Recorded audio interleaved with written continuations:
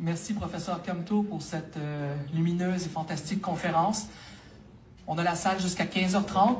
Je crois qu'on peut prendre quelques questions, mais avant de procéder aux questions, juste à titre de rappel, il y a 2 micros de part et d'autre, un micro de part et d'autre de la salle. Si vous voulez poser une question, je vous invite à vous lever et aller vous mettre en rang pour poser la question au micro afin que tout le monde dans la salle puisse vous entendre. Et autre chose, je tiens à souligner et à le rappeler, on a une salle voisine qui est pleine aussi, qui malheureusement on ne pouvait pas accommoder. Et je voulais juste le rappeler parce qu'on a cette salle-ci, mais toute la conférence a été diffusée aussi dans la salle voisine.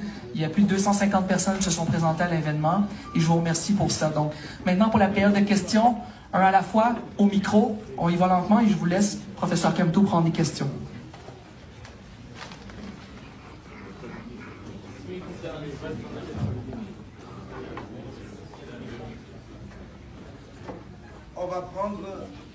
On prendra parce que notre temps est compté. Il ne faut pas abuser de la bienveillance de la faculté faite de l'université. Nous avons jusqu'à la demi. Donc on va prendre 5 questions.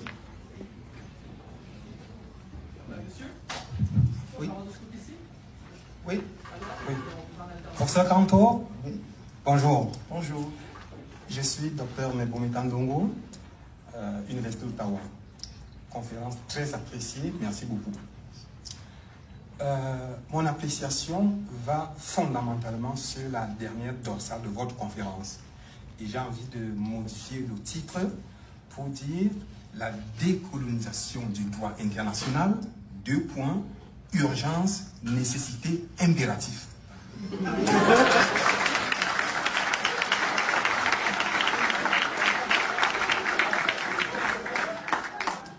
Juste avec ça, j'ai envie de rentrer à la maison. Permettez-moi quand même d'aller, n'est-ce pas, au bout de mon intervention, que je vais justement situer sur ce que j'appelle, vous l'avez souligné, la conséquence, les impacts, n'est-ce pas, de la décolonisation, justement, en contexte d'inachèvement. Vous avez souligné les États africains, conquête territoriale, vous avez fait référence à la conférence de Berlin 84-85, et puis vous avez parlé de la dépendance. Je m'arrête là. Je vous invite à faire le lien entre 2 événements que je conduis et que j'ai conduit dans cette université. Premièrement, une conférence que je donne annuellement, exactement dans cette salle, intitulée « L'Afrique, 2 points, un continent en régression ou espace de l'avenir ». Deuxième événement, une thèse de doctorat, il y a 10 ans, que j'ai défendue dans la salle d'à côté, intitulée « La Banque mondiale et la reconfiguration locale ». Je préfère m'arrêter là. 2 conclusions pour cette thèse. Ce que j'ai appelé l'ajustement municipal, équivalent, n'est-ce pas, de l'ajustement, voilà, de l'ajustement institutionnel, justement, l'ajustement municipal, équivalent, n'est-ce pas, de l'ajustement, n'est-ce pas, qu'on a connu. Et puis la désétatisation, c'est-à-dire l'affaiblissement des États africains, justement. Alors, que dites-vous, n'est-ce pas, sur ces 2 conclusions par rapport au droit international qu'il faudrait donc revisiter? Voilà ma question. Mon Dieu.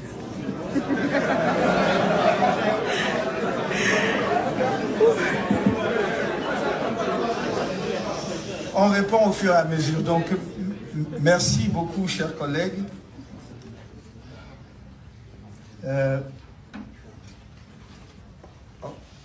Bon, je vois que vous êtes beaucoup plus jeune que moi, parce que la mienne, ma propre thèse remonte à il y a 33 ans.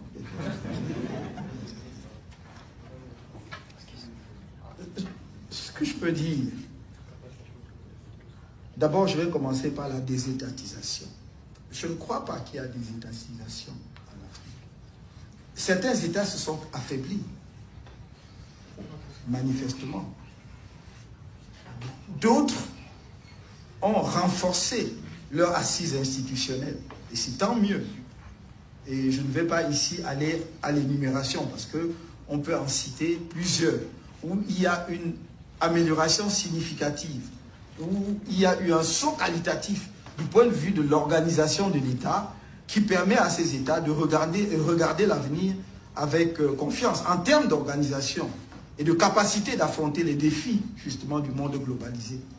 Moi, j'ai voyagé assez ces dernières années en Afrique et j'ai vu des États très bien portants.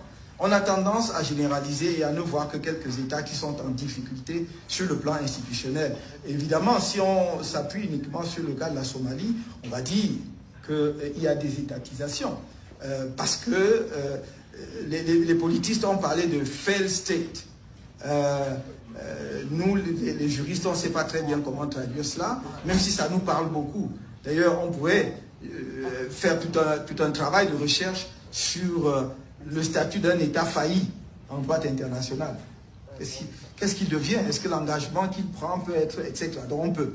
Mais je ne crois pas qu'il y ait une vraie crise de l'État au sens de sujet de droit international en Afrique. Non. Je vois des États qui ont connu des périodes de difficulté, qui se réorganisent. Je vois un pays comme l'Éthiopie qui a connu une période extrêmement difficile, qui, au moyen justement d'une réorganisation institutionnelle interne, en trouvant une formule fédérale très originale, qui laisse même la possibilité aux entités constituant la fédération de se retirer de la fédération, si elles le veulent. Et vous aurez observé que depuis 1994, avec la nouvelle constitution éthiopienne, aucune entité ne s'est retirée de l'Éthiopie. Cela veut dire que lorsque vous pensez bien la fédération et que chaque entité, chaque composant de la fédération, il trouve son compte, personne n'a envie de quitter la fédération après tout.